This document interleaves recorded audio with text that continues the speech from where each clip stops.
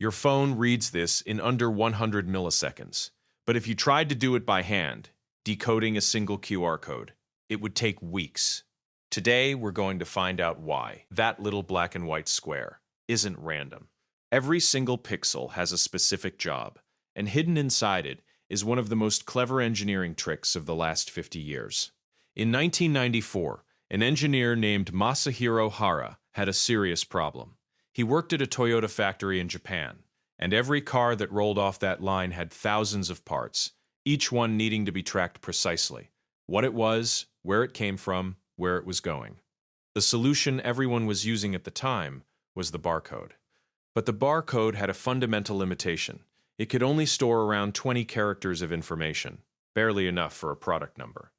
The QR code Hara created stores up to 4,296 characters, 200 times more, in the same physical space.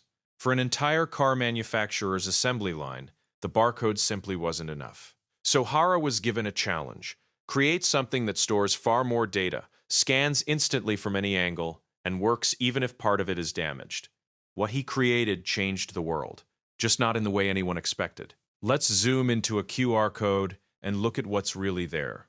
The first thing you notice are those three squares in the corners. They're called finder patterns, and they exist for one reason only: to tell the camera where the QR code begins and ends, and which direction it's facing.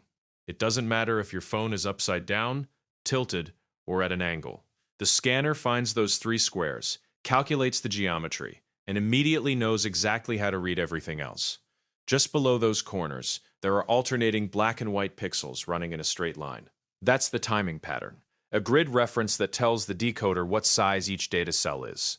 Then, there's a smaller square inside the main code called the alignment pattern. This one exists specifically because of phone cameras.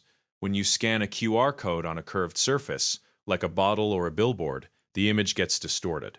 The alignment pattern lets the software mathematically correct that distortion in real time. All of that, the three corner squares, the timing lines, the alignment pattern, takes up maybe 30% of the code. The rest? That's your actual data. This is where it gets genuinely fascinating. The data inside a QR code isn't stored as letters or numbers. It's stored as binary, ones and zeros. Black squares are ones, white squares are zeros. Your phone's camera captures the image, identifies every single cell, converts everything into a string of ones and zeros, and then decodes that string back into readable text. All of it in under 100 milliseconds. But what happens if part of the QR code is covered? A smudge? A scratch? A sticker? This is where Hara's most brilliant decision comes in. QR codes use something called Reed-Solomon error correction, the same algorithm used in CDs, DVDs, and NASA's communication with deep space probes. Depending on the error correction level, a QR code can be up to 30% destroyed and still scan perfectly. Here's the part that surprises most people. Denso Wave, the company that invented the QR code, holds the patent on the technology. They could have charged licensing fees. They could have controlled exactly who used it and how. That's what most companies do with inventions this valuable. Instead, they made it completely free. Anyone can generate a QR code. Anyone can build a scanner. No fees. No permission needed. That one decision, more than all the engineering, is why QR codes are literally everywhere today. And ironically, the pandemic finished the job. Between 2019 and 2022, QR code usage increased by over 700%. Restaurants, hospitals, governments, payment systems, everyone switched at once. An invention created to track car parts in a Japanese factory in 1994 is now how billions of people access the internet every single day.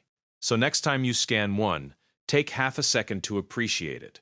Three corner squares locking in their position, a timing grid calibrating every cell, error correction filling in the gaps, binary converting into text, all of it happening before your thumb even leaves the screen. That's not a simple black and white square. That's 30 years of engineering in the palm of your hand. If you made it this far, you're exactly the kind of person who's going to love the next video. Subscribe so you don't miss it. And if this was worth your time, the like takes 2 seconds and makes all the difference for this channel.